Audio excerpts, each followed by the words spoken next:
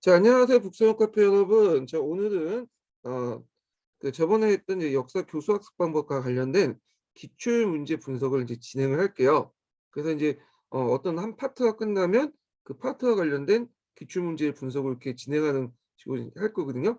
요거는 따로 이제 기출 문제 분석 그 동영상은 제가 또 이제 따로 해서 기출 문제 분석 자료실에 또 올릴 거예요. 그 강의실에요. 예. 그래서 기출 문제만 듣고 싶은 분들은 그것만 들으시면 돼요. 근데 이제 자세한 내용 강의는 제가 이제 이론 강의 파트에서 이제 했기 때문에 그거는 또 이론 경기도 서브노트 강의실에서 들으시면 될 것 같아요. 자, 그러면 이제 볼게요. 자, 1번과 2번 문제는 거의 동일한 문제예요. 그래서 요거는 이제 연도 보시면 알겠지만 97년도하고 02년 문제거든요. 그래서 한참 됐고 요 자체는 이제 예전에 한번 교육과정 관련돼서 시험 문제 냈던 건데 현재 교육과정하고는 별로 관련이 없지만 그 내용 자체는 그 이 지금 15년 개정 교육과정에 일부 반영이 됐어요. 그래서 요거 이제 뭐냐 하면 어 한국사의 보편성과 한국사 세계사에서 한국사의 특수성, 보편성이 아니라 세계사의 보편성에 관련된 거야. 자, 그래서 우리도 이제 얼굴 보면 가까이 얼굴도 있잖아요. 예. 그러면 공통점이 있겠죠. 코 하나가 있고 눈 두 개가 있고 입이 하나 있고 이렇게.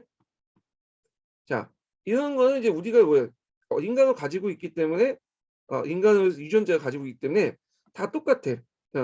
물론 눈 한쪽을 잃은 사람도 있고 코가 이제 좀 잘린 사람도 있고 등등 있지만 대개 보면 이제 99%는 그런 얼굴을 갖고 있잖아요.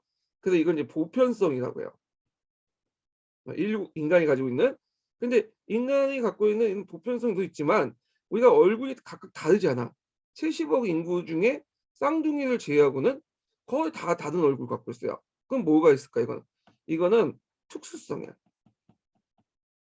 그래서 얼굴의 어떤 형태라든지 코 형태, 뭐 눈의 크기 이런 등등 해가지고 이게 얼굴이 다르잖아요. 근데 얼굴은 보편성하고 특수성을 같이 갖고 있어요. 예. 마찬가지로 인간의 역사도 자국의 특수성도 있고 그다음 세계사적 보편성도 있죠. 그래서 우리가 이제 얼굴에서 눈 두 개, 코 하나, 입을 하나 가는 것처럼 그 세계의 역사에도 공통된 요소가 있어. 인간이기 때문에. 그래서 인간의 역사에 이걸 보편성이라고 해요. 세계사적 보편성.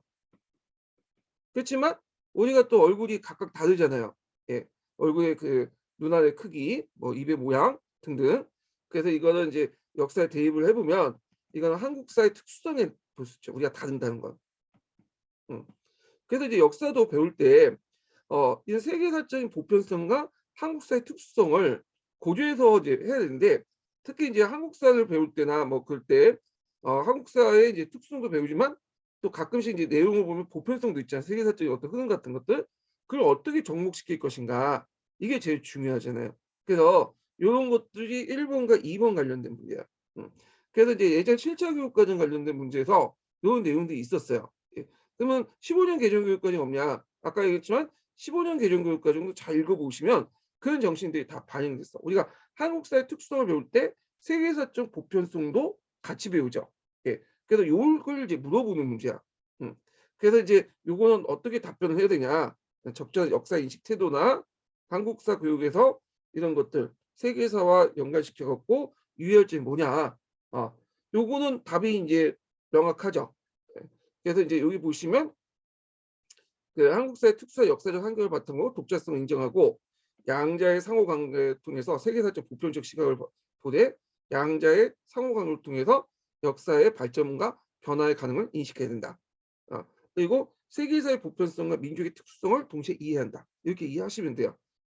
그리고 제가 이제 잠깐 교재 설명을 좀 하고 이제 넘어갈게요. 교재 설명을 먼저 했어야 되는데 저기 이제 교재에 보시면 12.0이 있어요. 12.0이 보면 2편 교재가 있거든요. 예, 주제별로 제가 이제 기출문제를 편집을 해 놓은 거예요. 예.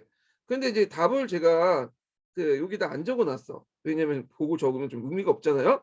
그래 가지고 제가 이제 3편에 따로 요렇게 3편 보시면 기출문제 분석편이 있고 요약편이 있거든요. 근데 여기 보시면 기출문제 분석병 1155페이지, 요약병 579페이지면 해당 답이 여기에 있는 거야. 답과 예상 답안과 분석 내용이.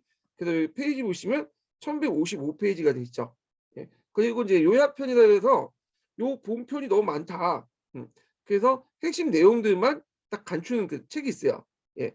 그래서 이제 요 책은 요약본 579페이지가 되는 거예요. 예. 그렇게 이제 보시면 돼요. 예. 그래서 이 편은 제가 이제 그 파일 올려놨거든요. 그래서 파일 다운받아 보시면 될 것 같고요. 근데 이제 3편 같은 경우에는 작년 파일 같은 게 올려놨어요. 근데 올해 이제 새로 개정된 파일 같은 경우에는 내년엔다. 올해 10월 달 정도, 11월 달 정도 이렇게 전체 공개를 할 거예요. 서포트 사람들만 전체 공개를 해놨는데 작년 파일 보셔도 되고 카페 제본을 구입하시면 될 것 같아요. 예. 자, 일단 뭐 이렇게 해서 이제 한번 봤고요. 자, 그 다음에 이제 3번 문제 볼게요. 자, 3번 문제는 여기 보시면 알겠지만 이제 역사교육 목적과 목표잖아요. 그래서 역사교육의 목적과 관련된 내용이에요. 예. 그래서 이제 뭐 역사교육의 목적도 있고, 그 다음에 좀 약간 문제가 섞였어. 포스트 모더니즘의 민족주의 역사 문제점도 있고요. 그 다음에 감정이입의 문제점도 있어요. 예. 그래서 이제 감정이입 같은 경우에는 제가 아직까지는 교수학습 방법은 이제 하다 보니까 이제 다루진 않았잖아요. 근데 뒤에 제가 이제 그 역사교육 이론 파트에서 내용을 좀 얘기할 거야. 문제표만. 근데 여기에서는 그냥 짚고 넘어가는 주고 넘어가기도 하죠. 자, 문제를 풀게요. 여기 보면 다음 밑줄친 기획을 추구하는 역사교육의 문제점을 논하고 밑줄친 니은의 포스트 모더니즘의 역사이론을 논하시오. 제가 이거 서브노트 강의할 때 좀 얘기했죠. 그리고 디귿 같은 역사이에 제기할 수 있는 비판을 기수하시오. 자, 여러분들이 문제를 이제 볼 때 이거는 이제 실전에 들어가서 이제 문제 보는 걸 얘기하는 거예요. 자, 문제 부닥쳤어. 그러면 일단 지금 발문 물어보고자 하는 내용이 몇 가지를 물어봐야 돼. 자, 여기에서 이제 보죠.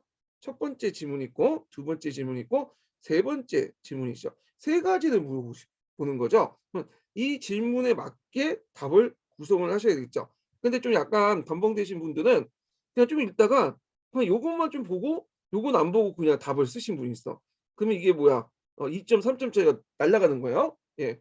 그래서 문제를 볼 때 이렇게 발문 내용들 요걸 좀 약간 명확히 좀 보셔야 돼요. 이게 몇 개를 지금 물어보고 있는지. 예. 뭐 기본적인 거지만. 예. 자, 그러면 일단 이제 예문을 다 읽기는 좀 그러니까 줄친 부분만 한번 읽어볼게요. 자, 여기서 기획을 추구한 역사교육의 문제점. 이게 보세요. 교훈의 획득의 문제점을 지금 물어보고 있잖아요. 예. 그래서 교훈의 획득의 문제점은 파란 책, 녹색 책, 뭐 이런 것들이 있죠. 예. 자, 그 다음에 이제 여기 보면 두 번째 질문이 뭐냐면 포스트 역사이론의 밑줄친 니은에 대한 그 포스트 모더니즘의 역사이론의 논의를 쓰시오. 그래서 역사교육은 교훈의 유산이나 역사를 통해 민족의 동질감과 민족의 주체성 하는 데 필요하다. 자, 이거에 대한 이제 포스트 모더 역사이론의 논의를, 그러니까 되게 포스트 모더니즘의 민족주의에 대해서는 별로 안 좋아하잖아요. 비판적으로 뭔가. 그러니까 이거는 그 민족주의, 그러니까 우리가 이제 교훈을 그 민족 공동체의 어떤 역사를 추구하는 가치로서의 민족주의 있죠? 예, 요거에는 비판점이에요. 되게 이 포스트 모던 자체가 민족주의에 대해서 상당히 논의 자체가 비판적으로 이제 하기 때문에 비판점을 쓰면 돼요. 근데 요거는 이제 파란 책이나 우리 보는 그 녹색 책에 있는 건 아니고요. 갈색 책이 있어. 예, 제가 이제 요거 부분 아까 처럼 얘기한 것처럼 그 서브노트에 여기 이제 적어놨고 그런데 하여튼 갈색 책이 있고요. 그 다음에 또 여기 이제 세 번째 질문은 자신이 과거 시대 인물이 되었다고 가정하고 과거 시대의 사람들 돌아가 당시의 시대 모습을 이해한다. 자, 이런 역사 이해에 대한 비판점. 요거 뭐예요? 요거 뒤에 알지만 좀 공부하신 분들 다 알죠? 이거는 감정이입에 대한 비판점이야. 자, 감정이입의 문제점 같은 경우에는 주로 남색 책이 있어요. 남색 책 관련 내용이 있어요. 제가 이제 뒤에 이제 이론 파트에서 이제 정리를 해놓을 텐데 그 정리해놨는데 뒤에 있어요. 자, 하여튼 그러면 이제 어떻게 답변을 하셔야 되냐?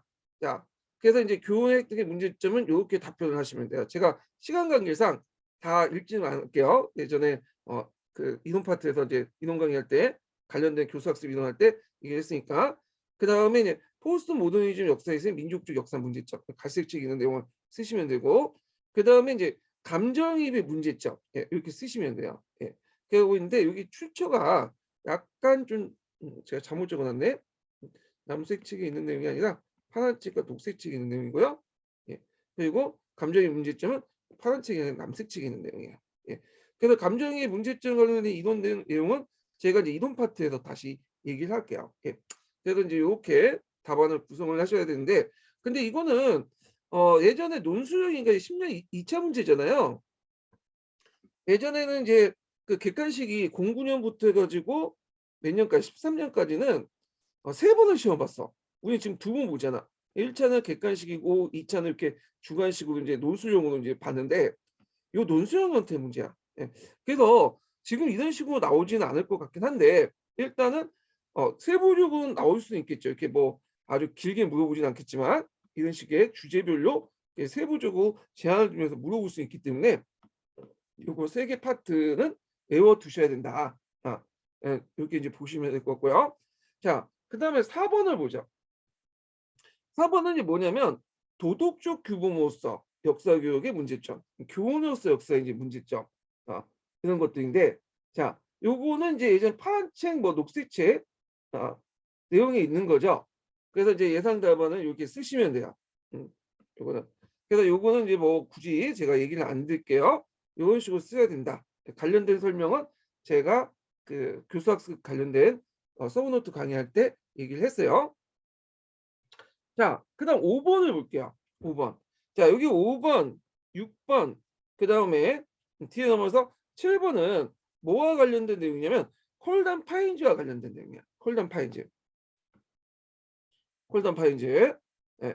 그래서 콜단 파인즈 이론은 제가 한번 얘기를 했죠. 교육학의 분류의 일반적 목표 분류에 영향을 받아서 역사가에 따라서 이제 그걸 변형해서 역사가 특징에 따라서 분류한 내용이라고 얘기를 했어요. 자, 그래서 이제 그 콜단 파인즈 목표 분류는 역사학습의 태도, 요걸 가지고 보면 되겠네요. 그래서 콜단 파인즈 목표 분류는 여기 보면 이제 그 역사학습의 태도, 그다음 역사의 교육적 특성, 기능과 능력, 학습의 교육적 결과 네 가지로 분류를 해볼 수가 있어요. 예. 그래서 이제 있고, 그래서 여기에서 이제 그 역사학습의 태도나 그다음에 학습의 교육적 결과는 역사학습의 태도라든지 교과의 특성, 역사과 특유의 어, 역사 역사과의 특징이고요. 예, 제가 말 잘못했네. 예, 역사과의 특징이 아니라 거기 이제 역사 교과의 특성이나 뭐 학습의 교육적 건강, 이게 역사학 특성이고, 역사학 태도나 뭐 기능과 능력은 그 보통 다른 교과하고 이제 겹친 부분이죠. 요거는요. 그래서 태도 안에 다른 교과 내용이 있어요. 겹칠 수 있는 내용들. 자, 이런 것들은 이제 구성이 되는데, 자, 그럼 문제를 이제 풀어 볼게요. 자, 여기 보면 이제 콜단 파인지가 5번 문제 풀어보자. 콜단 파인지가 제시한 역사교육 목표 분리다. 정의적 행동 목표가 제시된 부분을 바르게 고른 것은. 제가 이제 그 예전에 이동 강의 때 인지적인 목표와 정의적 행동 목표 이렇게 두 개로 나눈다고 했죠. 크게 그 두 개를. 그래갖고 정의적은 이제 뭐 어디에 속하냐면 역사학습의 태도와 그 네 개의 카테고리 중에 역사학습의 태도와 그 다음에 또 이제 두 번째는 학습의 교육적 결과에 속해요. 요게 이제 뭐냐면 정의적 태도야. 그러면 인지적 태도는 뭘까요? 거꾸로 이제 교과의 본질과 기능과 능력. 이게 인지적 태도죠. 그리고 이제 역사 고유의 이제 카테고리는 두 가지가 있다고 했죠. 아까처럼 학습의 교육적 결과와 역사 교과의 본질, 이런 역사과고, 요 기능과 능력과 역사 태도. 왜냐면 여기 역사가 들어가 있지만 요 주의 반응 상상 같은 경우에는 일반적인 거와 연결돼 있어. 예. 그래갖고 이렇게 이제 보시면 될 것 같아요. 그래서 제가 이제 그 어느 게 정의적 목표인지 어떤 게 인지적 목표인지 꼭 기억을 해두셔야겠죠. 그래서 답은 2번입니다. 잠깐만, 이게 화면이 녹화가 되는 것 같아서. 자, 기읍과 니을. 자, 그다음에 6번 문제 볼게요. 다음은 콜단파인즈의 역사학습을 위한 교육 목표에서 제시된 학습 목표이다. 자, 여기에 속하는 모든 속하는 목표의 영역은 어딜까? 자, 요게 이제 그 관련된 내용은 역사학습에 속한 상상과 관련된 내용이에요. 여기 보시면 역사적 사건을 상황과 관련시켜 모사한다. 그러면 인간과 경험의 역사적 증거에 대한 감정과 행위의 극적인 형태로 표현한다. 이게 일종의 이제 자기가 생각하는 것을 과거인들이 생각하는 것들을 극적으로 표현한 건 일종의 역할극이죠. 예. 역할극 또는 자기가 이제 감정이입한 것을 표현하는 거니까 체험에 속하겠죠. 뭐 이렇게. 자, 한 인물이 당대의 문제에 지니고 있는 관점을 단호하게 해서 그 인물과 동일시한다. 이것도 감정이입이죠. 그러면 요때 이제 필요한 그 뭐냐면 음, 목표 영역은 어디에 속할까요? 요거는 네 개의 부류 중에 큰 부류 있잖아요. 그 중에 이제 기능과 능력에 속해요. 원래 기능과 능력은 어 역사급뿐만 아니라 일반적 교과까지 이제 뭐냐면 커버할 수 있는 그런 영역이죠. 범국가적인 큰 목표 분류인데 그중에 이제 여기 쭉 있죠. 그중에 역사과에서 많이 하는 게 뭐냐면 제가 말을 잘못했네요. 예. 다시 할게요. 예. 제가 헷갈렸어. 뒤에 있는 문제를 헷갈렸어. 예. 다시 할게요. 이렇게 기능 여기는 어디에 속하냐면 역사학습 태도에 속해. 역사학습 태도. 예. 그래 갖고 이제 역사학습 태도에 속하는데 역사학습 태도는 이제 여기 보시면 주의 반응 상상이죠. 예. 주의 반응 상상. 그래 갖고 요 중에 이제 세 가지 중에 어느 쪽에 속하냐 소유의 상상의 영역에 속해요. 상상. 왜냐하면 이제 여기 보면 역할극이라든지 그다음에 여기 이제 인물 동의시하면 자기 머릿속에 한번 생각을 해보여야 됐거든요. 예. 그래서 역사학습 태도 중에 상상에 속한다. 그래서 여러분들 공부하실 때 그 네 개의 분류 중 큰 카테고리 중에 그 밑에 있는 조그만 소목표 분류도 있죠. 그중에 상상은 꼭 외워두세요. 예전에 기출문제 나왔기 때문에. 그래서 이런 것들 좀 기억을 해 주시면 되고 제가 이제 잠깐 상상과 관련된 내용을 한번 볼게요. 자, 역사 상상은 특정한 시기에 관련된 이야기 만들기, 역사 증거에 입각해서 극적인 형태로 감정과 행동을 표현하기. 자, 역사상 어떤 인물의 관점에서 그 시대의 문제를 보고 그 인물과 자기를 동일시하기. 기술적 자료나 초상화와 같은 증거를 접하는 사람들의 처지가 되어 불리는 학습자의 능동적 능력이다. 이렇게 이제 보시면 돼요. 자, 그러면 마지막 문제 이제 6번 문제 7번 문제 풀어볼게요. 자, 콜단포인지 제시한 역사학습의 교육적 효과가 아닌 것은 이렇게 있거든요. 자, 우리가 이제 다시 이제 앞에 봐서 문제 그려 넣었죠. 학습의 교육적 성과 이게 니은을 얘기해. 니은을 보면 야 저기 보면 통찰 어 가치에 대한 지식, 합리적 판단이란 세 개 목표가 있죠. 소목표가 있잖아요. 자, 요거와 관련된 거야. 자, 그러면 이제 통찰력이 있죠. 그다음 가치 지식이 있죠. 그다음 합리적 판단이 있죠. 그럼 뭐가 없겠어요? 이게 가설 영역적 사고였어. 예. 그래서 답이 4번이야. 참고로 가설 영역적 사고는 뭐냐면 이제 그 역사가 고유의 것은 아니에요. 역사과에도 있겠지만 역사 고유의 것은 아니고 역사과와 일반 교과가 공유할 수 있는 것들이죠. 교육적 교과는. 예. 그래서 요거 통찰력, 가치 지식, 합리적 상. 그럼 다음에 합리적 판단. 다음에는 어떤 식으로 문제가 나오겠어요? 요거 세 개 영역 쓰라고 나올 수 있죠. 학습의 교육적 효과, 결과가 세 가지 쓰시오. 이렇게 나올 수 있잖아요. 자, 그래서 요거 외워두시면 될 것 같아요. 자, 그다음에 8번을 볼게요. 8번. 8번은 콜단 파인지 목표 분류가 있죠. 예. 근데 이걸 참고해서 우리나라 역사 교육 학자들이 목표 분류 다시 재구성한 거야.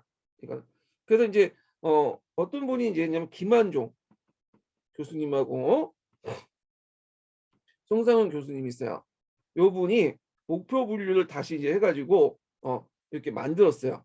그래서 콜단 파인지 목표 분류를 바탕으로 만들었다, 재구했다는 거죠. 자, 그래서 이거는 이제 이 문제는 거기에 우리가 보고 있는 기본서에 안 나와요.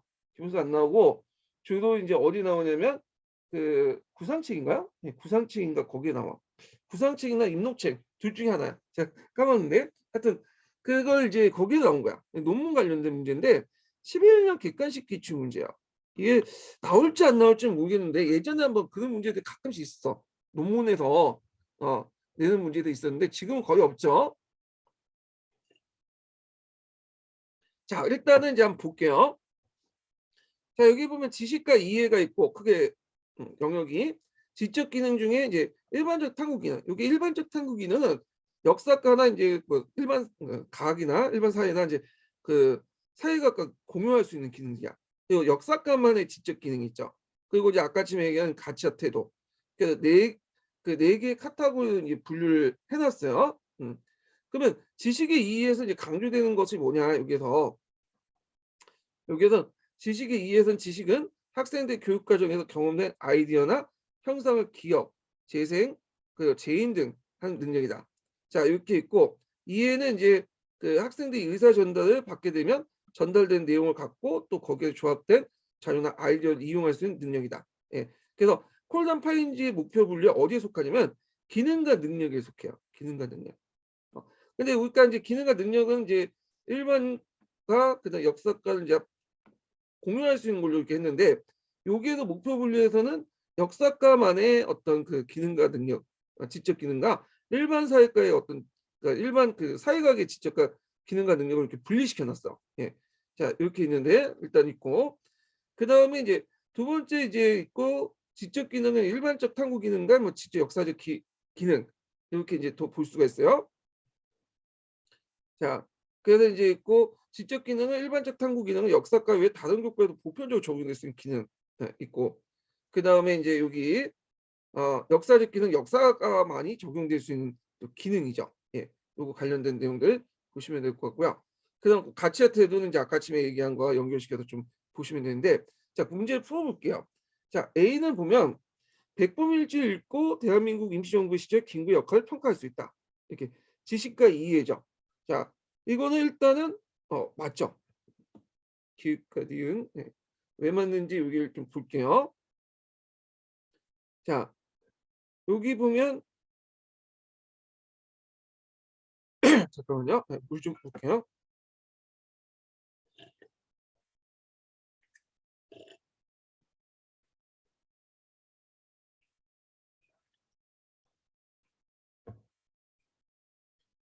맞는 게 아니라 틀리죠. 제가 말을 잘못했네. 계속 실수를 하는데 다시 할게요. 예, 틀려요. 예. 자, 왜 틀리냐면 이건 틀려요. 예. 여기 보면 평가할 수 있다라고 했잖아요. 예, 평가할 수 있다. 예, 지식과 이해라고 하는데 평가할 수 있다니까 평가할 수 있다는 건 판단력에 속하잖아요. 근데 여기 보면 역사 사실과 역사적 용어의 개념이니까 이게 안 맞죠. 그러니까 이제 이거 틀리고요.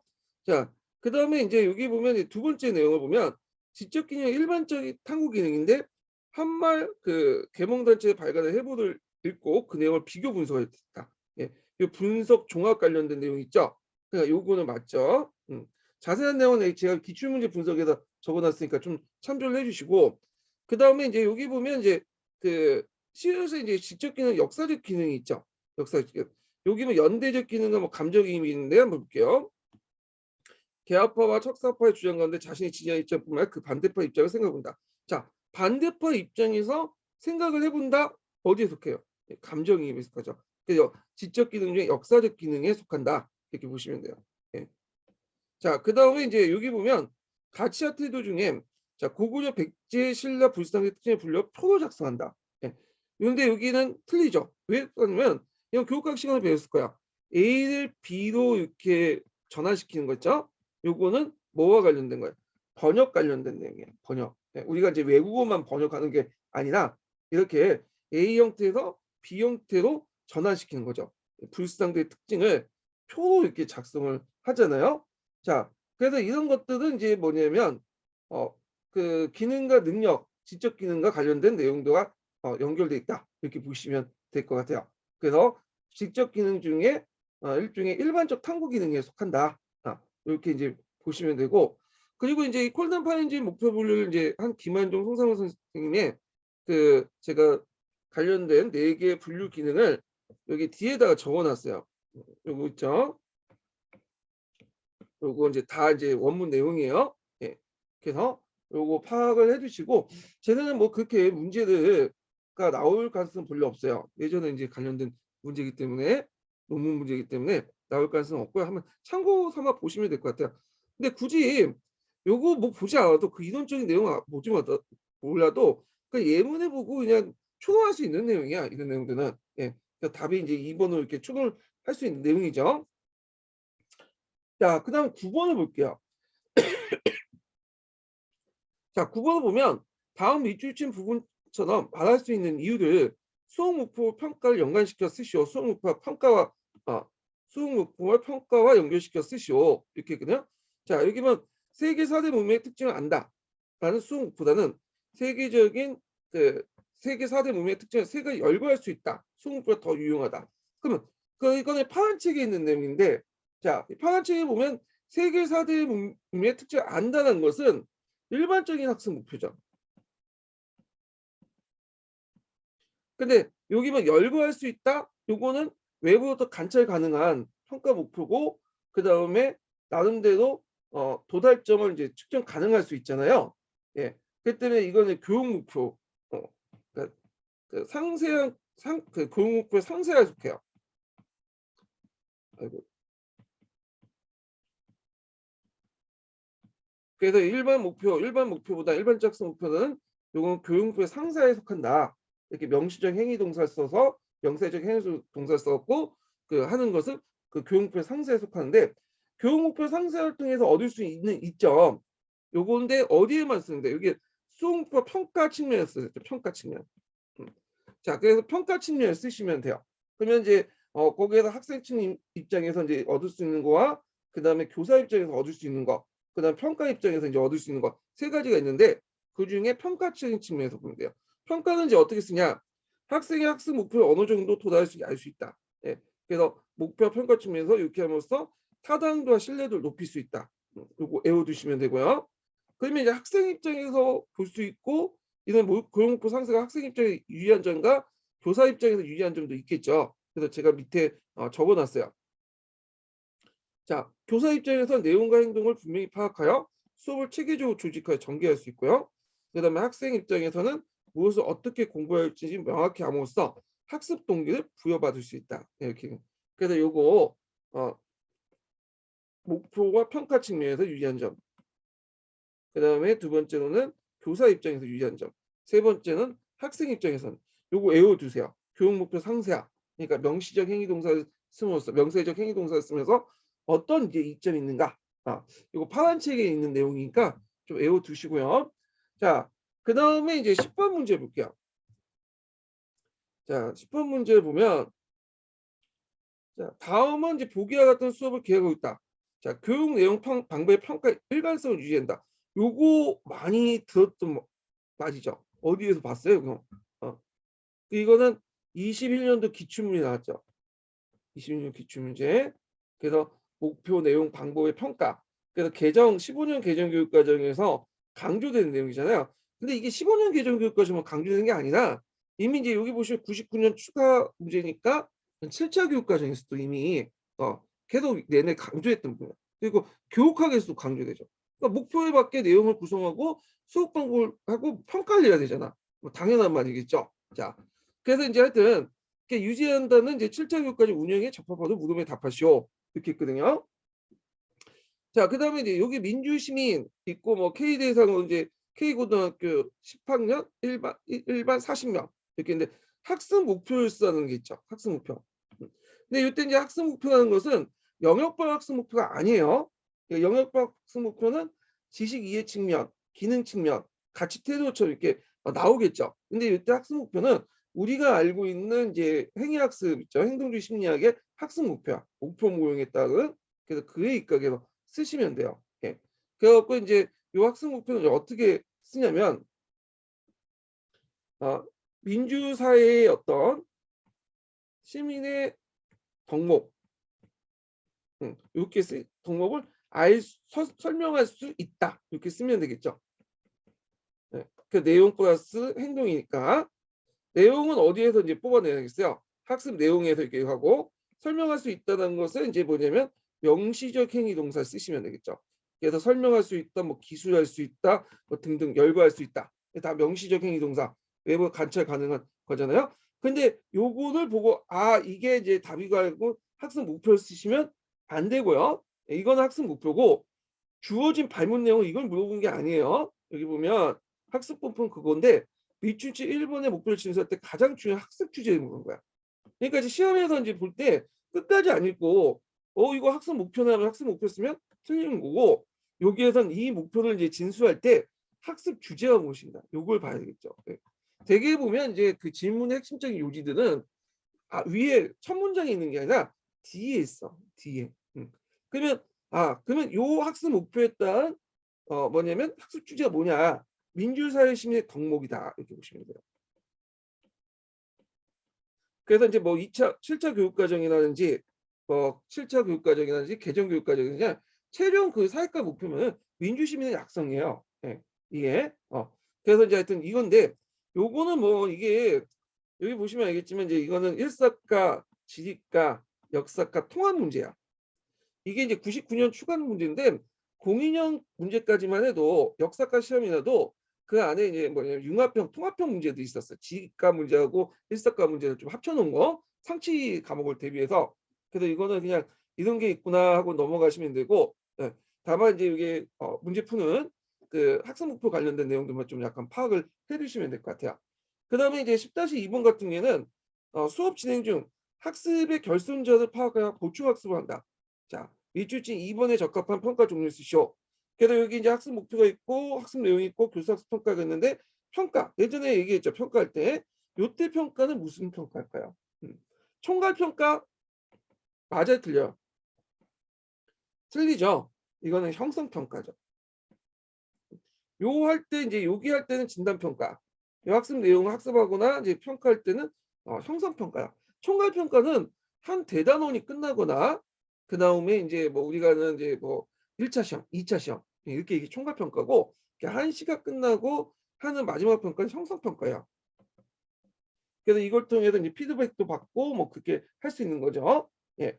그래서 이제 뭐 교사의 어떤 교수 학습 방법도 개선할 수 있고요. 자, 그래서 이제 있고 잠깐 이제 여기 보시면 황금박쥐생 전회가 있어요. 예, 그래서 황금박쥐생이 누구냐 하시는 분들이 많을 거야. 네. 그래서 이제 제가 이제 북수영 카페를 만들기 전에 활동했던 분이에요. 이분은 이제 그 사이트를 만들어 가지고 합격하신 분인데 이제 뭐냐면 정보를 얻어서 기출 정보를 얻어 갖고 자료를 북수영처럼 공유하신 분이었어요. 그래서 역사학과가 이제 그 북수영 이전에 황금박쥐라는 사이트가 있었어요. 그 사이트에 채점 기준과 예상 답안을 올려놨는데 요 분이 그냥 생각해서 올려놓은 답안은 아니고요. 이분의 어떤 인맥이나 이제 그런 걸 통해서 채점자의 기준을 그 채점 기준을 정보를 알아가지고 올려놓은 거야. 그래서 여기 보시면 뭐 2점 이렇게 하는데 구체적으로 이제 알고 있기 때문에 이게 하는 거냐? 그래서 거의 정확도가 90% 넘어요. 음. 근데 안타깝게도 이제 황금박쥐 선생님이 운영했던 사이트가 뭔가 모종의 압력을 받고 폐쇄를 했죠.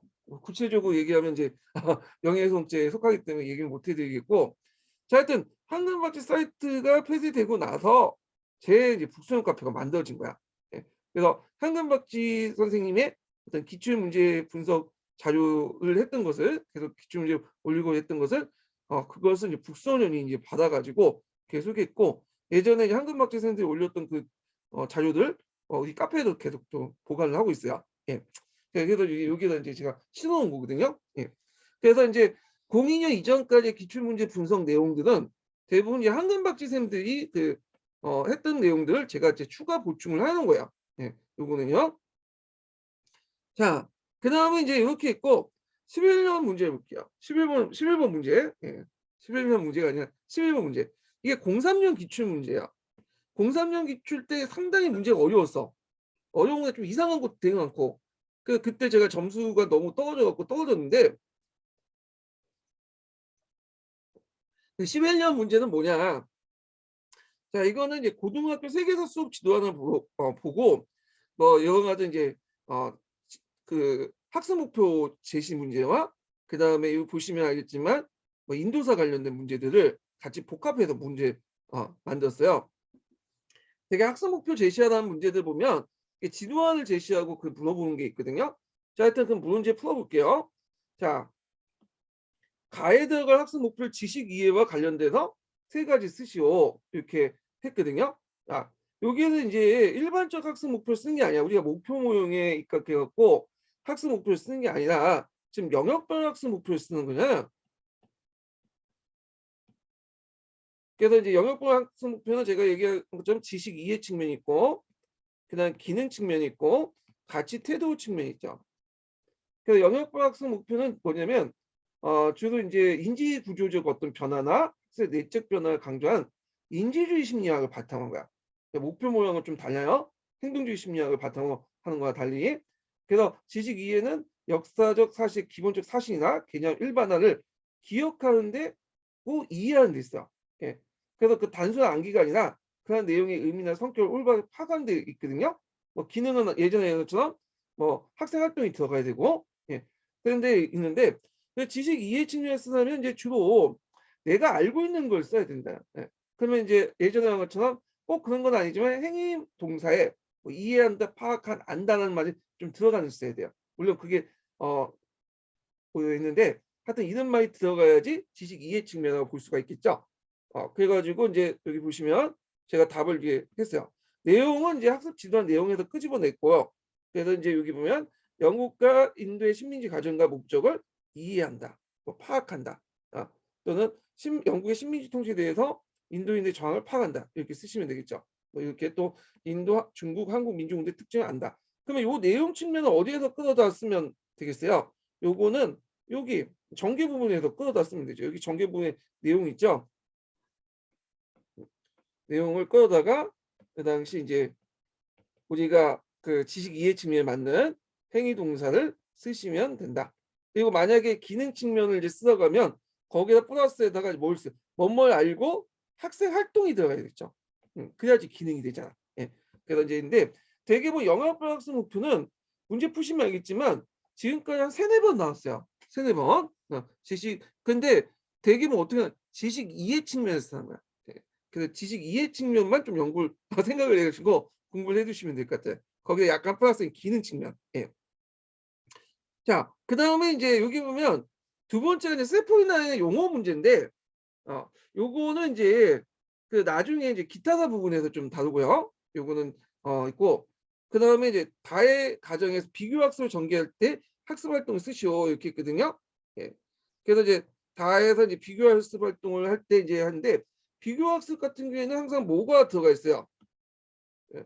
비교학습 공통적 차이점이란 말이 들어가 있죠. 우리가 이제 그 핵심 키워드잖아요. 공통점과 차이점. 항상 이제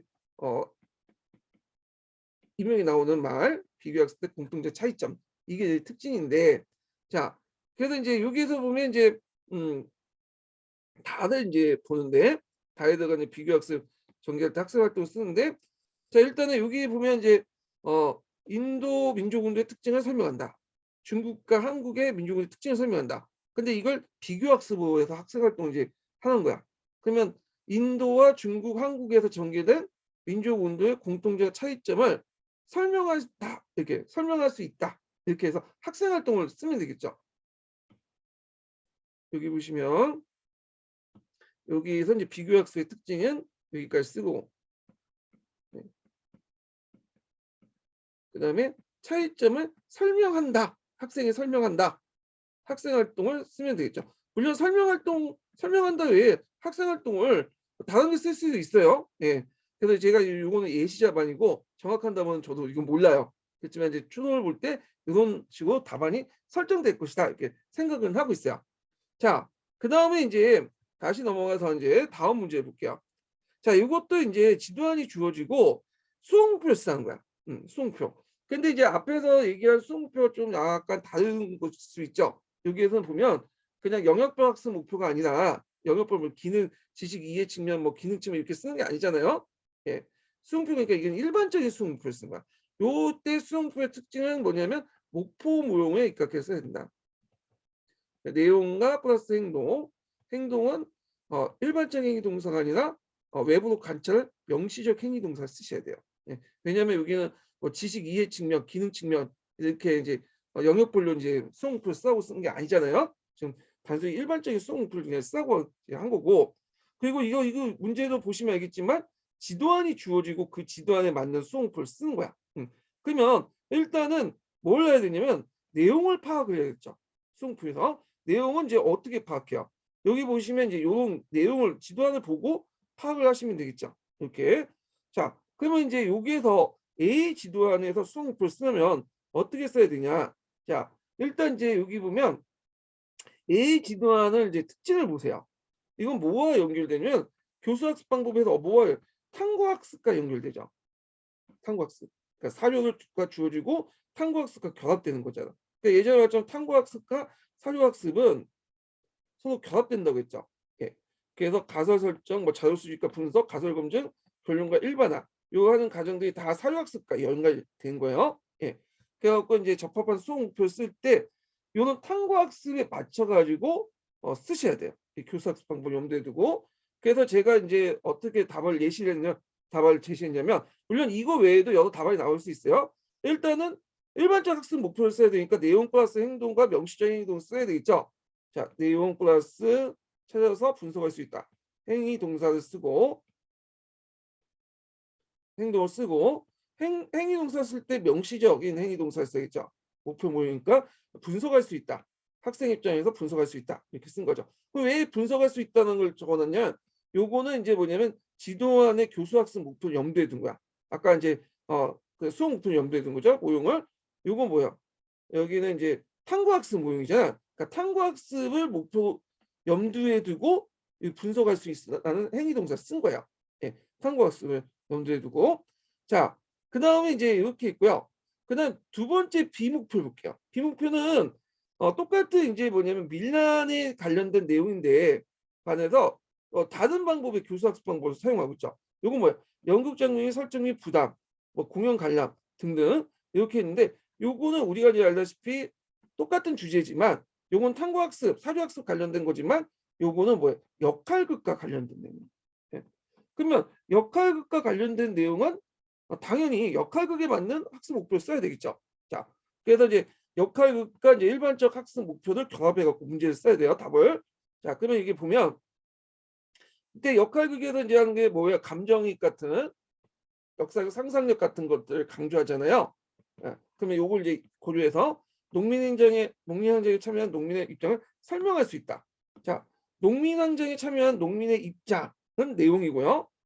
요 농민항쟁에 참여한 농민은 내용이고 농민의 입장을 설명할 수 있다는 거. 그러니까 요 농민항쟁 같은 게 농민항쟁이 내용이고 참여한 농민의 입장을 설명할 수 있다는 것이 뭐야? 행위동사겠죠. 예. 그래서 내용 플러스 그 행동을 썼고, 네. 그 다음에 이제 명시적인 행동사 앞장에서 명시적인 행동의 특징이 뭐야?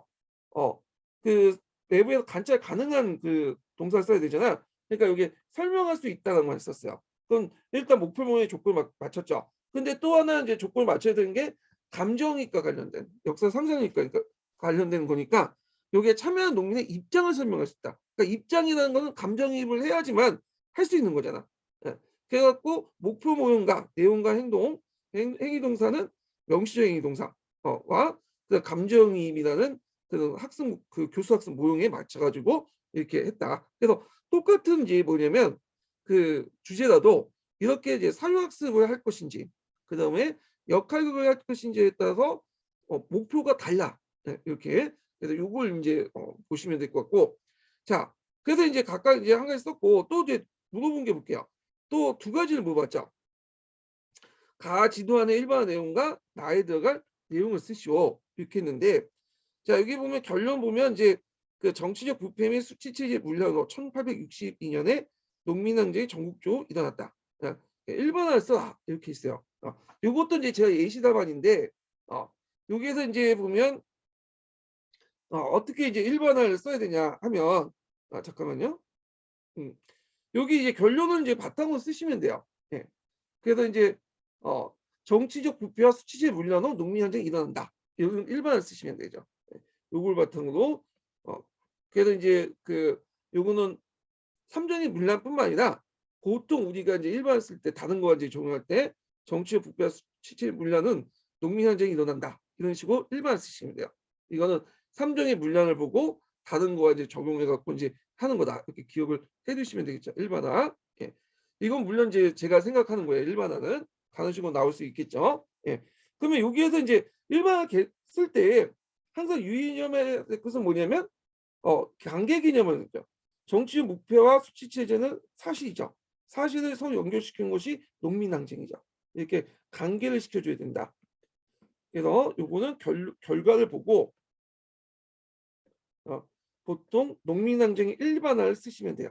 예, 요걸 보고 자, 그다음에 이제 여기 보면 이제 그 두 번째 물어보는 게 뭐냐 마지막 물어보는 게 나에 들어갈 내용을 쓰시오. 요거는 뭐냐면 역할극, 역할극의 순서야.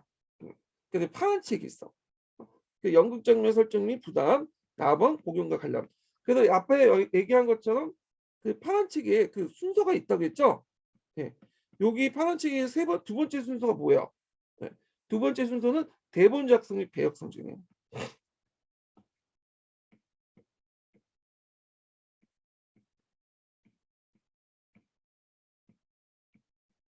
예. 그래서 이제 여기 보시면 등장인물 설정하고 배역을 나누어 인물 분석하기, 자료 분석하기, 자료에 필요한 것을 분석하기, 그다음에 다양한 인물의 생각과 행동을 재구성하기. 그래서 대본 작성 및 일반화 관련된 내용을 들어가고 다음에 나올 때 요때 요걸 물어보는 게 아니라 요 내용을 물어볼 수 있어요. 요 내용을. 그러니까 이건 파란색 기준으로 외워두세요. 요거. 자, 그래서 이제 이렇게 있고 그다음에 제가 이제 그 기출문제 3편에다가 그 녹색책 있는 내용을 좀 적어놨어요. 아까 이제 뭐 수홍목표 얘기를 했잖아요. 목표 모형. 예. 근데 이거에 대한 이제 대안점으로 이제 역사까지 맞지 않다 해서 구형 목표가 나오고 구형 목표는 그 현실적으로 적용하기 힘들죠. 측정 가능하지 못하니까. 그래서 또 수홍표 구형 목표 이렇게 해서 플러스 시킨 대안을 있어. 그러니까 수홍표에 대한 비판적으로 구형 목표와 두 가지 수홍표 구형 목표를 플러스 시킨 걸 했는데 이게 녹색책의 내용이 있어요. 근데 제가 이제 설명 이동 강의 때는 얘기를 안 했거든요. 왜냐면 나오기가 좀 힘들어요. 이 부분은요. 근데 이제 어떻게 해서 뭐 나올 수 있기 때문에 일단 표로 정리해 놨어요. 예. 요거 녹색책 읽을 때 한번 보시면서 표 보시면서 파악을 해 두시는 것도 좋을 것 같아요. 자, 그래서 이 녹색책 있는 내용들 수학목표 관련된 내용, 구형부 차이점 좀 이렇게 표로 정리해 놨고요. 자, 그러면 이제 또 이제 넘어가서 두 번째 주제가 뭐냐 개념과 일반화. 보통 우리가 이제 역사 수업에 소재할 때 네 가지가 있다고 했죠. 개념, 사실, 일반화, 이론. 보통 시험 문제 개념과 일반화에서 시험 문제 나와요. 아까쯤에 일반화 나왔죠. 그래서 개념은 이제 또 뭐와 연결되면 요번에 이제 보시면 알겠지만 개념학습하고 연결돼. 개념학습하고. 그래서 개념학습과 연결돼서 우리가 이제 뭐 그 외연적 정의, 내포적 정의, 외연적 정의 사례, 내포적 정의는 속성 이렇게 나오고 그다음에 개념학습의 어떤 장점 이런 것들이 나왔다고 했죠. 그다음에 일반화 같은 경우에는 주로 이론적인 문제보다는 주로 이제 어떤 상황이 주어지고 일반화시켜보다 이런 문제들이 좀 많이 나오는데 요때 핵심 포인트는 관계 개념이야. 음. 아까 이제 그 뭐냐 농민항쟁도 관계 개념이 나왔죠. 두 가지 사실들이 쭉 나열되면 이상 나열되면 이걸 하나로 묶을 수 있는 관계 개념을 뒤에 설정을 해줘야 돼. 이게 포인트예요. 자, 그러면 이제 문제를 이제 풀어볼게요. 1번 문제를 풀어볼게요. 자, 아래 사론형은 그 노마의 어떤 성공법 시위법의 일부 내용을 제시한 거다. 자, 언어 역사 교사가 이를 인용하여 다음과 같은 두 가지 방향 학습 내용 1과 학습 내용 2를 역사 수업에 실시했다. 자, 이들 읽고 다음 부분에 답하시오. 이렇게 했더니 시위법이 나와 있어요. 이렇게 있고 내용 있고 학습 내용 1을 보면 자, 교사는 노마 책조의 성공법 시위법에 대해서 학생의 다음 같은 거 강조했다. 뭐 이런 거 내용이 있고요. 두 번째는 교사는 노마 최초의 성공법이 갖는 역사적 의미를 설명했다. 이렇게 있어요. 자, 그래서 이제 있고 자 학습 내용 1은 역사 개념을 가진 두 가지 측면 중 어떤 점을 강조하는지 20절 쓰시오. 우리가 이제 두 가지 측면이라는 것은 아까 전에 외연적 정의와 내포적 정의 이렇게 있다고 했잖아요. 자, 그런데 1은 여기에서 어디에 속하겠어요? 이거는 사례에 속한다고 되어 있어요. 사례. 내가 왜 이런 문제가 왜 사례에 속하는지 모르겠는데 이게 97년도에 문제도 있잖아요. 그래서 황금박쥐판에 그게 관련된 내용이 나왔기 때문에 제가 이걸 적어놓은 거야. 황금박쥐 그 그냥 채점 기준에 따라서. 그래서 이제 하여튼 사례를 강조하고 있고 자 여기에서 이제 학습 내용 2는 뭘 관련된 거냐면 속성과 관련된 거야. 속성. 의미니까 이 속성에 속하겠죠. 예. 그래 갖고 인제 사례와 속성을 이제 한다.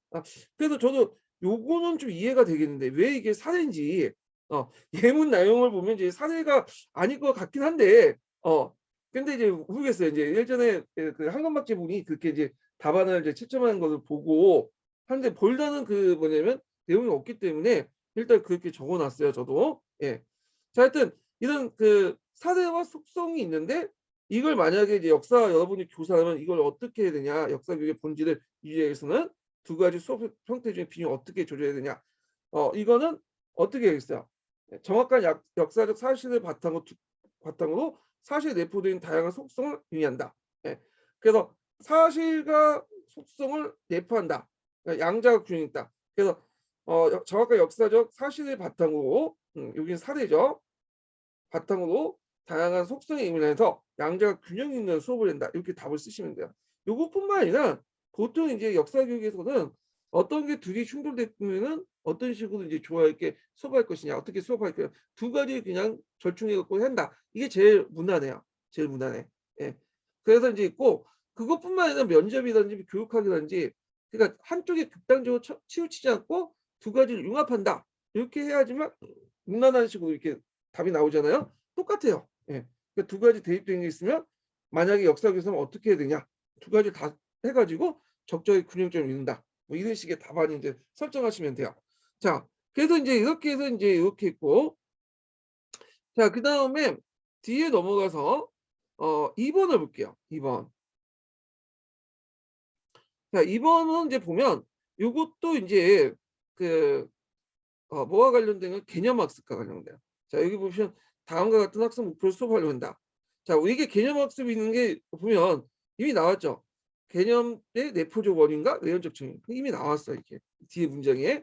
자 이러한 수업 목표로서 모형으로서 역사 속에 나타날 수 있는 문제점 두 가지 중 각각 한 가지를 쓰시오. 이렇게 보시면 되는데 자 그래서 이제 내용을 보면 그 일단은 여기 이제 가가 정보 강조잖아요.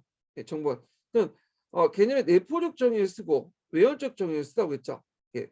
그러면 이제 어떻게 쓰였어? 정보 강조의 정보 강조의 내포적 정의는 이제 그 급속한 이게 파란 책인가 녹색 책이 있어요. 급속한 추년한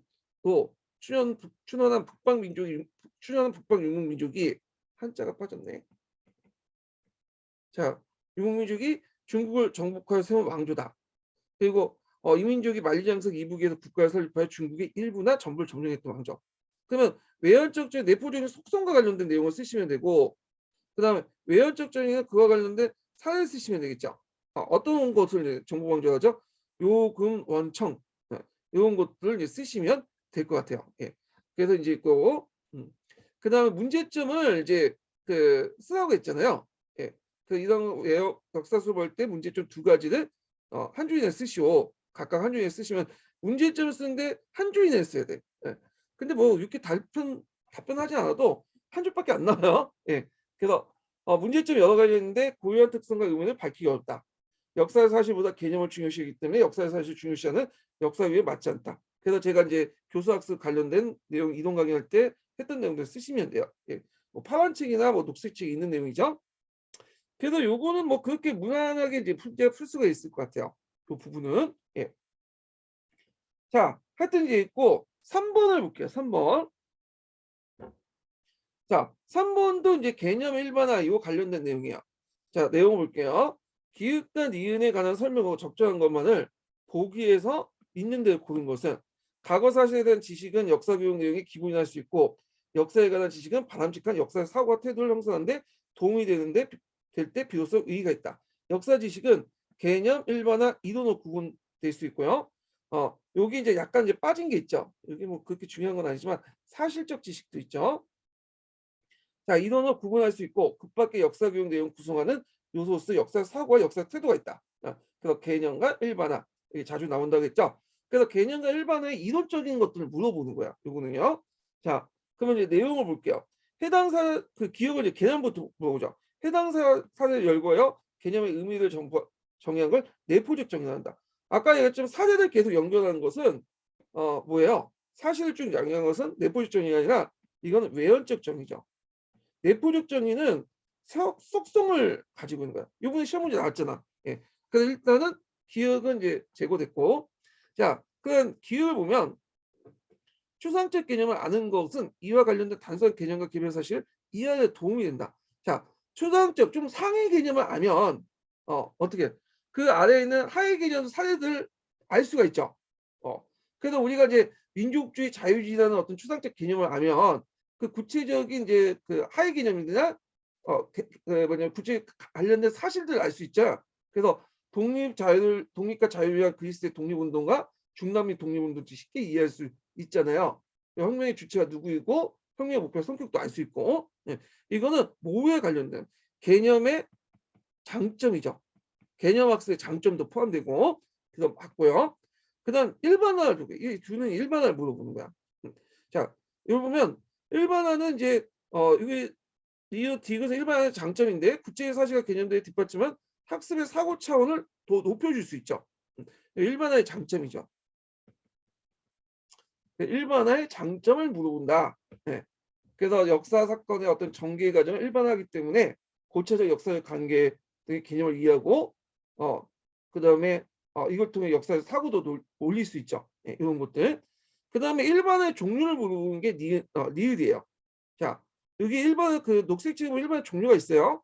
일정한 시기와 지역에 제한된 일반화와 시대적 지역을 초월한 보편적 일반화 두 가지가 있죠. 예. 그래서 일반화의 종류를 물어보죠. 예, 이렇게 그래서 디귿은 일반의 장점, 그 니은은 일반의 종류. 그래서 이건 맞죠? 니은, 디귿, 니은. 그래서 답은 5번이 되죠. 네, 기억만 틀리고. 그래서 개념과 일반화 관련된 이론 관련된 내용이고요. 4번을 볼게요. 자, 4번은 뭐와 관련된 내용이냐면 그 파란 책에 보시면 개념학습에 보면 개념에 이제 개념화 관련된 학습 모형이 있어요. 예. 그래서 제가 이제 그 강의할 때 설명을 한 부분이 있죠. 그 개념학습 관련된 내용이에요. 개념학습. 그래서 이제 요 4번 내용에서 이제 좀 보면 잠깐 보기 전에 개념학습 단계를 이제 잠깐 소개해드리면, 자, 제가 이제 예상 답안 적어놓고 D 학습 활동 전개안에서 이렇게 이제 있거든요. 이때 이제 1단계, 2단계 적어놨는데, 자, 개념화 과정을 보면 1단계는 역사 사건이나 상황에 대한 문제 제기를 하면 개념의 잠정적 의미를 추론하고요. 그래서 2단계는 의미를 뒷받침할 수 있는 사례를 조사하고 관련된 속성을 확인하고, 3단계는 그 의미를 명확하게 유사하거나 새로운 사례를 사례에 해당 개념을 적용하고 의미를 재검토한다. 그래갖고 이제 이걸 통해서 개념의 속성을 기술, 속성들의 관계 발견, 사례들 공통 요소 분류, 개념을 새로운 사례에 적용할 수 있다. 뭐 이렇게 해서 3단계를 이제 얘기를 했어요. 자, 그래서 이제 요걸 이제 맞춰가지고 푸시면 되는데, 여기 보면 1차 시는 미국 혁명 이해, 그 다음에 2차 시는 프랑스 혁명 이해, 그리고 나서 이제 3차 시 때 시민혁명에 대한 개념화 학습을 하는 거야. 하나씩 입각해서. 그래서 A, B, C 이렇게 있잖아요. 그래서 아까쯤에 이제 A는 이제 뭐라고 했어요? 첫 번째 단계를 그러니까 A가 있고 그다음 B, C, D가 있는데, A는 보면 1, 2차 학습을 바탕으로 미국 혁명과 프랑스 혁명의 사상적 배경과 주제 성과를 공통으로 탐색한다. 예. 그래서 요거는 그냥 하는 소리고, 여기부터 들어가죠. B, C, D가 이제 개념과 가정이 있는데, 시민혁명의 잠재적 의미를 구성한다. 아까 1단계가 뭐라고 했죠? 역사 사건이나 상황에 대해 문제 제기하면서 함유된 개념의 잠재적 의미를 창출한다. 있죠. 이게 1단계야. 그래서 요거는 뭐 저자가 그냥 하는 소리고, 그다음 2단계 보죠. 시가 2단계요. 자, 그러면 거기에서 잠재적 의미를 하면 두 번째 단계가 뭐야? 그 의미를 뒷받침할 수 있는 사례를 조사하고 공통적 속성을 확인한다, 그죠? 예. 그래서 가와 나자를 통해서 시민혁명의 속성을 확인한다. 있죠. 예. 그래서 이 가자를 통해서 사례죠. 이걸 통해 속성을 확인한다. 예. 그럼 D에 속하는 것은 뭐겠어요? D는 이제 아까 이제 3단계에 속하죠.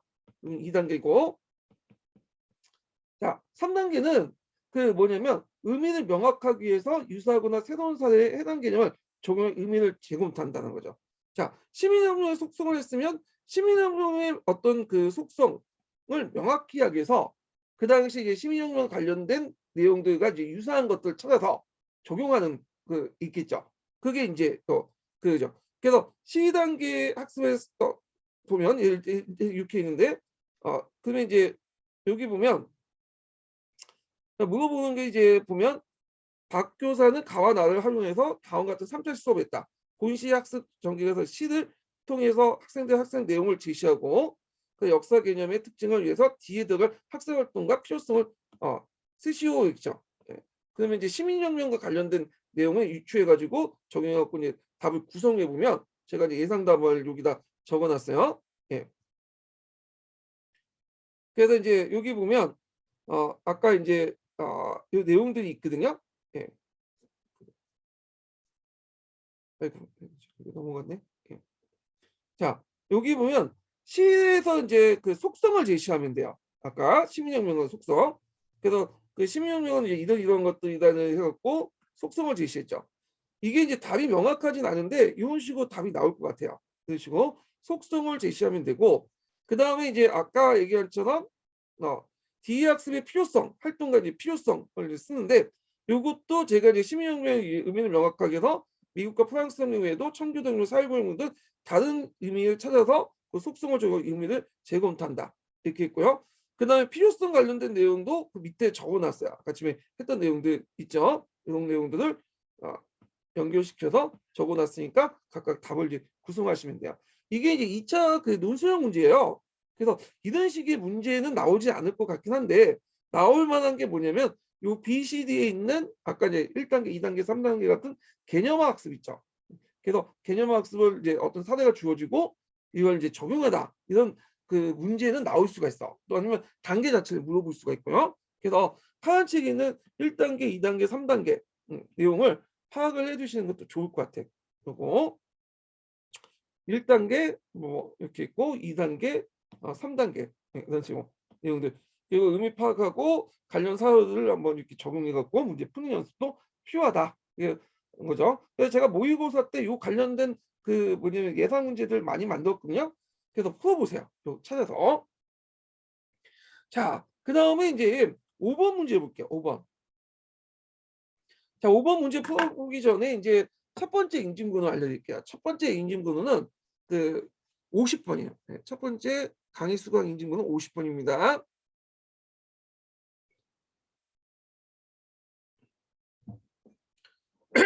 자, 이 5번 문제는 한국을 주제로 해가지고 여러 가지 복합적인 것들을 물어보는 거예요.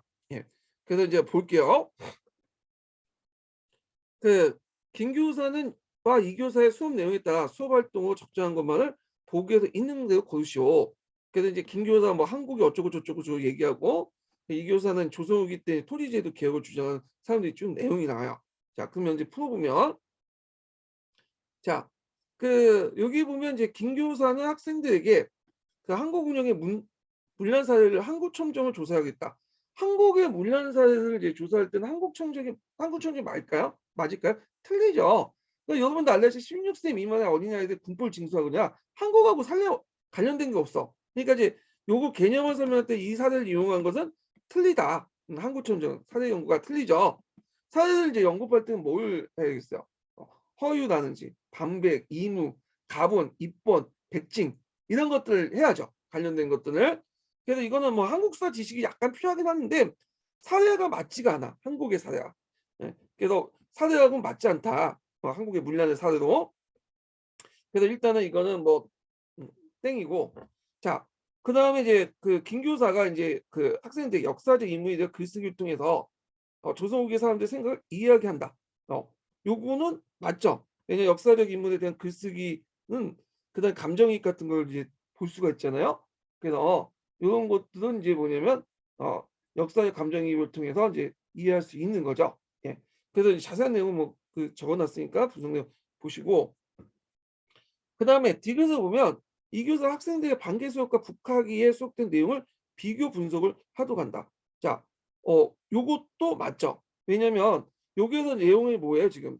중상주의와 중농주의자들의 비교와 관련된 내용이잖아요. 예. 그러니까 이제 반개 수업과 그 뭐냐면 그 북학기를 수업 비교해 볼 수 있죠. 자, 반개 수업과 이제 북학기를 그래서 반개 수업 유형이 쓴 거고 북학이 중농주의자죠. 북학이 박제가 쓴 거잖아. 그러니까 이거는 이제 비교학습을 이제 유용하게 쓸 수가 있죠. 그 유사점과 차이점을 할 수 있다. 이 중농주의, 중상주의. 예. 자, 그다음에 세 번째 니은을 보면 이 교사를 보면 학생들에게 신학자의 주장을 제시하는 공통적 특성을 바탕 신학의 개념을 어, 축출할 수 있죠. 여기 보면 이제 공통적 차이점에서 비교학습을 통해서 신학의 개념을 축출할 수 있다. 예. 그래서 신학이라는 개념은 이제 아까쯤에 어떤 공통적 속성을 지닌 일군의 사문이나 행동을 지향하는 개념이고 그걸 하나의 표현할 때 이제 우리가 개념인데 앞에서 이제 내포적 측면과 내표적 측면을 얘기하고 외연적 측면을 얘기했잖아요. 그 사례 안에서. 그래서 그걸 통해서 신학의 개념을 축출할 수가 있어요. 예. 그래서 이런 것들 좀 같이 기억을 해두시면 되고 자 그래서 니은, 디귿, 니은.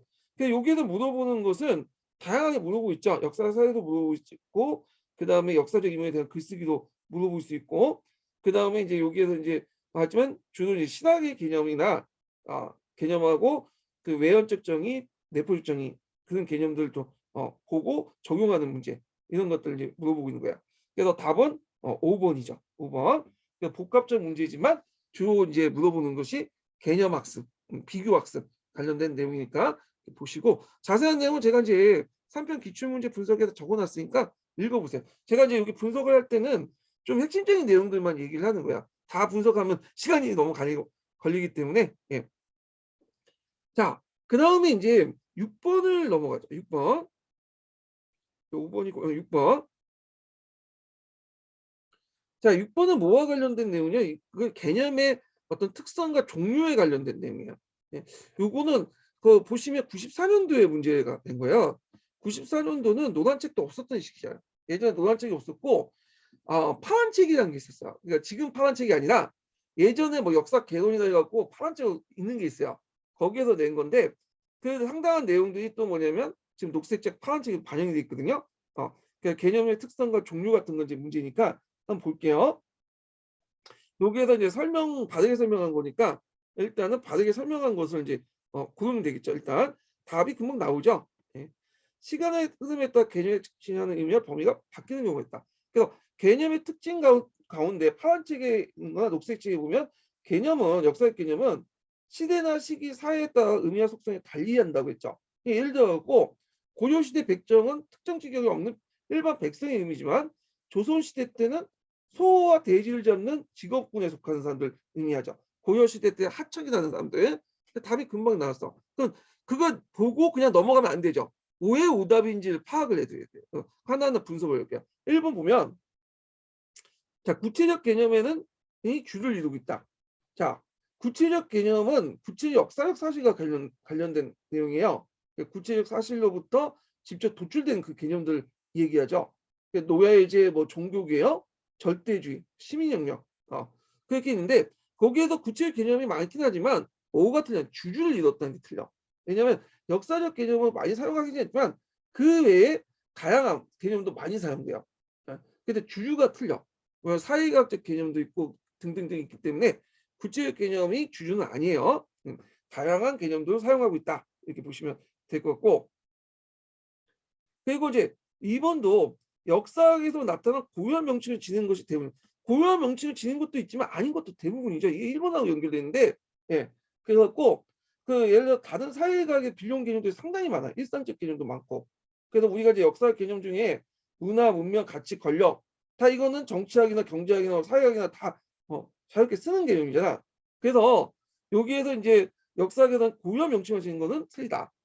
그래서 뭔가 한정적인 것도 이렇게 쓰면 뭐뭐만 이렇게 하는 것은 대부분 이제 틀리죠. 예. 하여튼 그래서 이제 역사학에서 사용된 고유한 명칭을 사용하는 것은 또 있지만 상당수 대부분은 많지 않다. 그래서 이제 역사 교과에서 사용한 개념은 좀 약간 중심 개념이 명료하지 않고 역사 교의 개념이 별로 없다는 게 있어요. 약간 있긴 있지만 이건 틀리고 자, 그다음 일반적 개념에 비해서 관계 개념을 형태에 띠고 있다. 자, 일반적 개념이라는 건 뭐냐면 기본 개념이에요.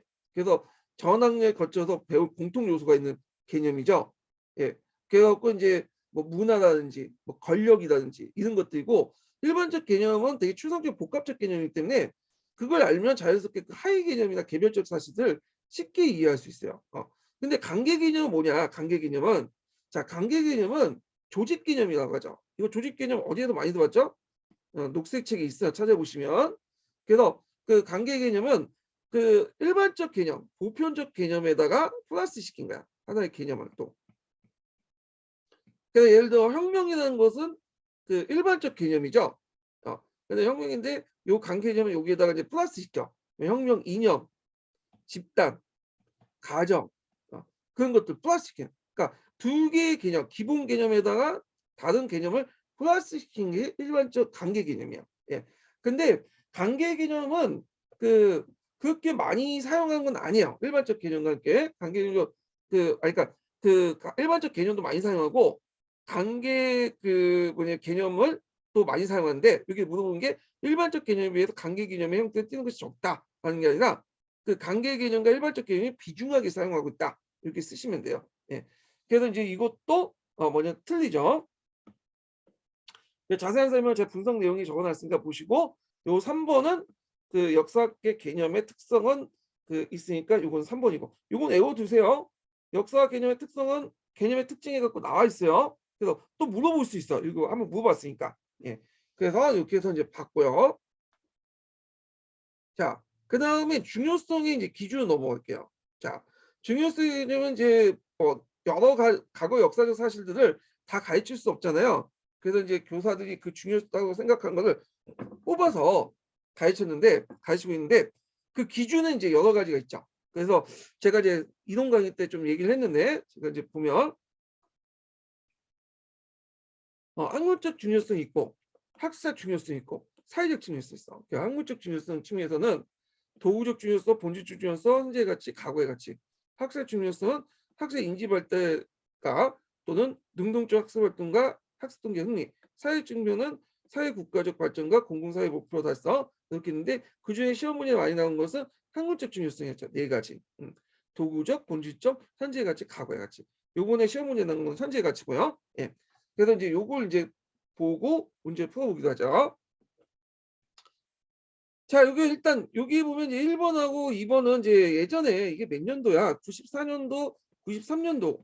그러니까 우리가 이제 알고 있는 노란책 이전에 문제야. 예전 원본 파란책. 역사 개론 관련된 문제인데 요거는 뭐 노란책에도 있고 파란책에도 있어요. 예, 그래서 서로 뭐 오래된 책에도 나오긴 했지만 기본서에 지금 있는 거니까 풀어보기도 하죠.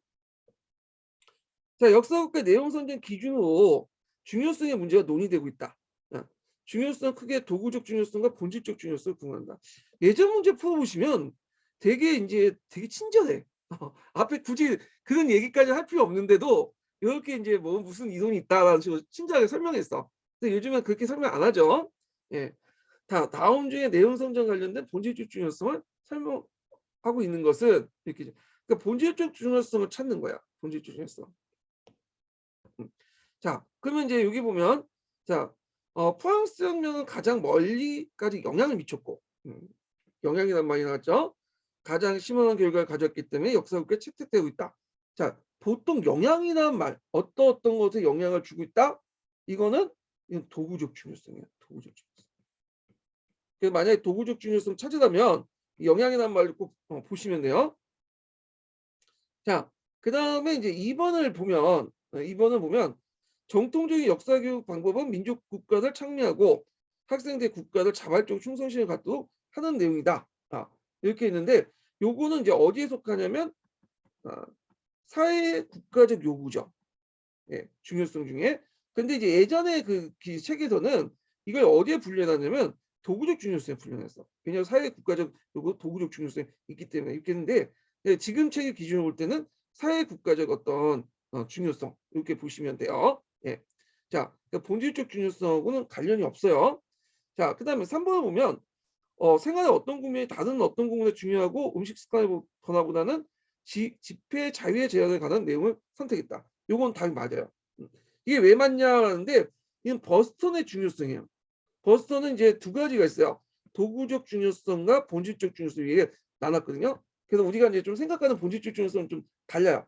이 버스턴의 그 본질적 중요성의 내용을 보냐면 그 생활의 어떤 부분이 다른 부분보다 중요하다면 우리는 거의 습관적으로 말을 하고 있는데 이게 본질적 중요성이라는 거야. 그 언론의 자유가 실생활보다 더 중요하다고 봤는데 이건 언론의 자유가 더 본질적이다. 이렇게 이제 그 사람을 얘기하고 있어. 또 그 사람이 또 나름대로 도구적 중요성이 있어. 도구적 중요성은 예를 들어 한 지방에 영향을 준 사건보다 국가적 또 세계적 영향을 끼친 사건이 중요하다. 이게 도구적 중요성이야.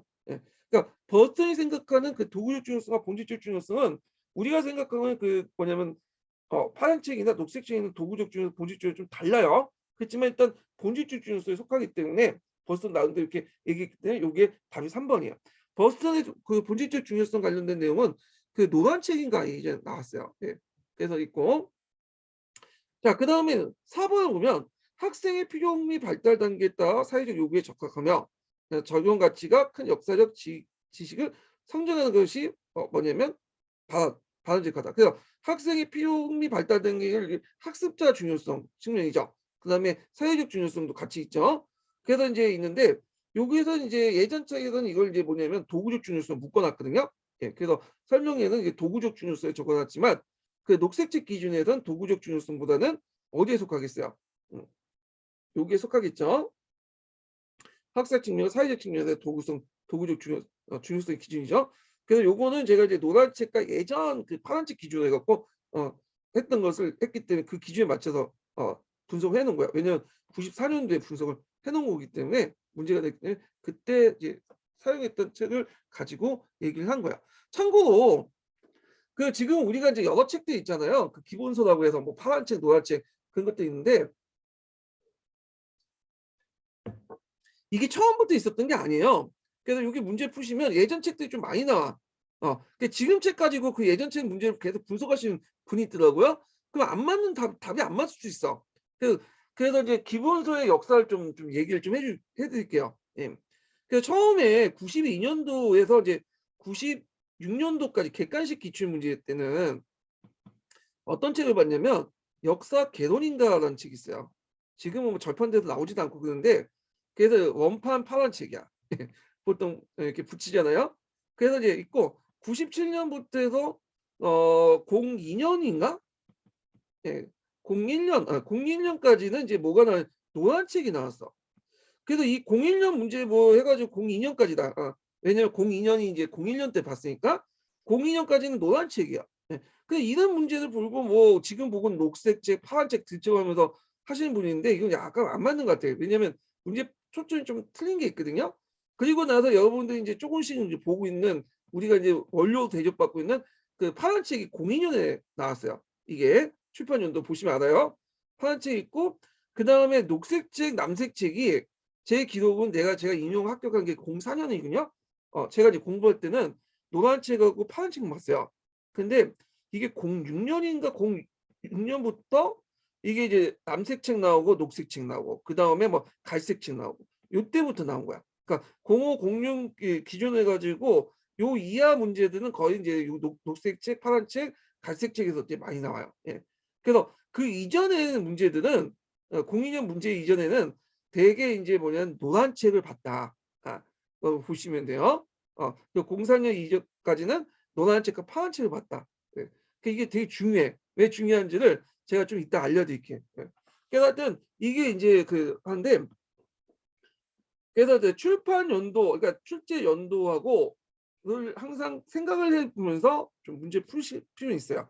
물론 이제 기본서에서 다 기본서들이 뭐 이상한 소리나 한 건 아니에요. 근데 약간 차이점이 있기 때문에 그런 거야. 일부 내용들이 상당히 많이 반영돼 있었어요. 예전 역사학 개론 내용도 파란책이나 녹색책에 많이 반영됐고 그렇지만 좀 다른 식의 분류 방법이 있다 그런 거예요. 예. 자, 그다음에 이제 2번 문제 볼게요. 자, 역사적 각오보다 실용적 각오를 강조한다는 말이 뜻하는 거. 요번 기출과 관련된 문제죠. 요거 93년도의 문제를 제가 낸 것 같아요. 그 출제진이 이걸 보고 이 실용적 각오라는 건 뭘까 이거는? 예, 이거는 이제 파란색 보시면 알겠죠. 요거는 현재의 가치를 강조하는 거야. 그러면 요게 역사적 각오라는 건 뭐죠? 과거의 가치를 강조하는 거죠. 그런 것들 이제 보면 자 이걸 뜻하는 게 뭐냐? 현재의 가치에 관련된 내용들을 찾으시면 되겠죠. 자, 요거 이제 3번이죠. 현대적 관점보다 과거 사건의 중요성을 아, 잠깐만요. 예. 예. 그러니까 현대적 관점에서 과거 사건의 중요성을 판단한다. 요걸 이제 찾으시면 되죠. 그래서 현대적 관점에서 과거의 사건을 중요성을 판단하기 때문에 이게 어떤 문제점이 있냐. 이번에 시험 문제 나온 거죠. 예.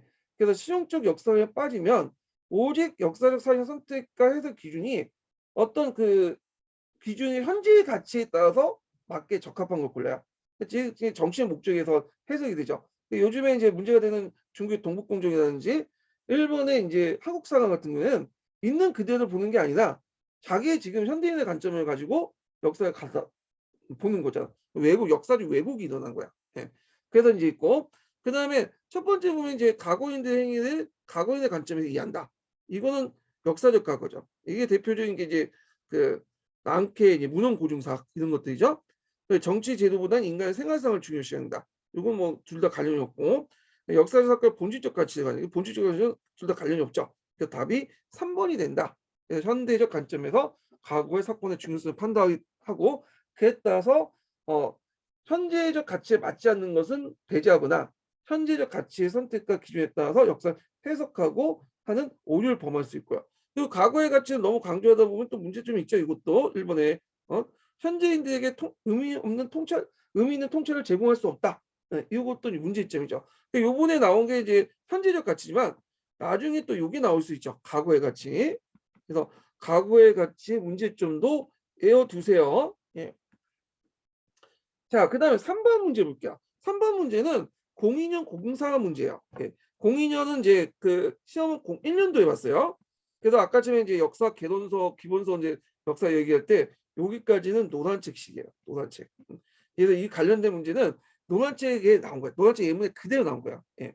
네, 보면 자, 역사 교육의 내용 선정의 그 원리의 중요성을 강조한다. 선정에서 중요성은 요것도 아주 친절하게 설명하고 있어. 도구적 중요성과 본질적 중요성이 나온다.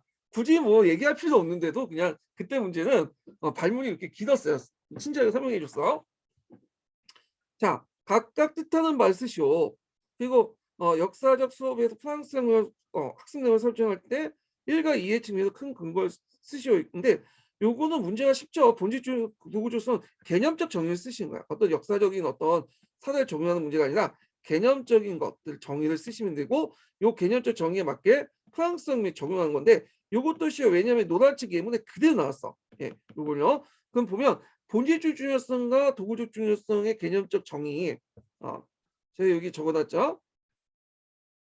자, 일단 그 자체가 본질적 가치를 가지고 있는 기준이기 때문에 본질적 중요성이고 도구적 중요성은 뒤에 계속된 사건이나 오늘날 우리 사회에 미치는 영향이 큰 사건을 선택할 때 적용된 기준이 도구적 중요성이죠. 그럼 1번과 2번을 프랑스 대혁명에 적용돼서 할 때 어떻게 하냐. 자, 아까 전에 했지만 항상 뭔가 적용하고 어떻게 이제 하면 두 가지 요소를 합쳐놔야 돼. 적절한 균형을 유지하면서 쓰면 되겠죠. 그래서 그 예문은 노란책에 있는 노란책 예문을 그대로 쓰시면 돼요. 자, 보면 프랑스 혁명 후 근대 자유주의와 민족주의 발달에 큰 영향을 줬기 때문에 중요하다는 식으로 설명하고 이를 도구적 중요성을 한다. 그래서 영향이라는 말이 들어가면 항상 도구적 중요성이에요. 예. 그리고 본질적 중요성은 이거 그대로 노란책 있으니까 외워 쓰시면 돼요. 프랑스 혁명이 인간을 억압하는 부지들의 지구를 타파하고 자유로운 인간 정신을 분출한 사건이기 때문에 중요하다는 식으로 본질적 중요성을 하는 거다. 예. 그래서 그 본질적 중요성 쓰기는 어려운데 여기는 예문이 이제 그 노란책이 있기 때문에 그대로 쓰면 되는데 이렇게 이제 도구적 중요성을 찾으면 쉽게 찾을 수 있어요. 영향이라는 말을 쓰면 도구적 중요성, 나머지는 그냥 본질적 중요성 이렇게 이제 보시면 되겠죠. 자, 그래서 인제 이렇게 해서 인제 한번 풀어봤고 그다음에 뒤에 넘어가서 4번 문제 볼게요. 자, 요거는 예전에 객관식 기출 문제인데 이것도 도구적 중요성 관련된 내용이 있어요. 그래서 이제 보면 윗줄진 기획을 강조하는 교사의 진술을 보기에서 모두 고른 것은 이렇게 있거든요. 자, 역사 교육의 내용을 선정하는 원리는 중요성의 원리가 있다. 여기는 본질적 중요성, 도구적 중요성, 과거의 가치로서의 중요성, 현재 가치의 중요성 이렇게 있죠. 자, 그래서 도구적 중요성은 항상 쉽다고 했죠. 뭐만 고르면 돼. 영향을 줬다. 예. 고르면 되죠. 나머지는 다 본질적 중요성 연결돼 있는 거고. 자, 그러면 이제 영양 관련된 내용을 한번 볼게요. 예. 영양만 찾아보기로 하죠. 자, 니은을 보죠. 이 교사 발언을 볼게요. 이 교사, 이 김교사 발언부터 봐야 되겠네요. 예. 우리나라 아시아 여러 나라의 근대 국가 건설 과정에서 끼친 영향을 보여줄 수 있는 주제를 구성했으면 좋겠다. 자, 맞죠. 영향이잖아. 예. 끼친 키워드가. 자, 그다음에 두 번째 보면 베트남의 민족주의 운동에 영향을 주었다는 점에서 팜포이처 활동의 중심 구성했으면 좋겠어. 자, 요것도 뭐예요? 영향이죠. 예. 나오죠. 그다음에 네 번째 리을을 볼게요. 책 교사 보면 아시아 민족의 삶에 어떤 영향을 가졌는지 보여줄 수 있는 도록 구성하도록 했으면 해요. 요것도 영향이죠. 음. 그래서 기읍, 김교사, 이교사, 최교사 다 영양 관련되니까 답이 4번이 되겠죠. 그럼 나머지를 볼게요. 박교사. 자, 박교사 보면 그 아시아 민족 아시아의 민족 운동이 당시 제국주의에 대항하는 과정에서 저항적인 보여준 것을 알 수 있는 주제를 구성했습니다. 요거는 뭐 본질적 중요성이겠죠. 예. 그러니까 영향을 찾으려면 그러니까 도구적 중요성을 가지면 영향이라는 말을 키워드에 넣고 잡으면 돼요. 쓸 때도 영향을 쓰시면 되고. 예. 그래서 이제 찾기 쉽다. 예. 자, 그래서 이제 있고 그러면 중요성을 이제 해 가지고 선택을 했어. 학습 요소들을. 그럼 내용을 조직을 해야 될 거 아니에요. 예. 그러니까 내용 조직과 관련된 유형의 문제들이 또 나와요. 여기 그다음 단계. 요거는 좀 쉬었다가 진행을 해 보게 하겠습니다. 예.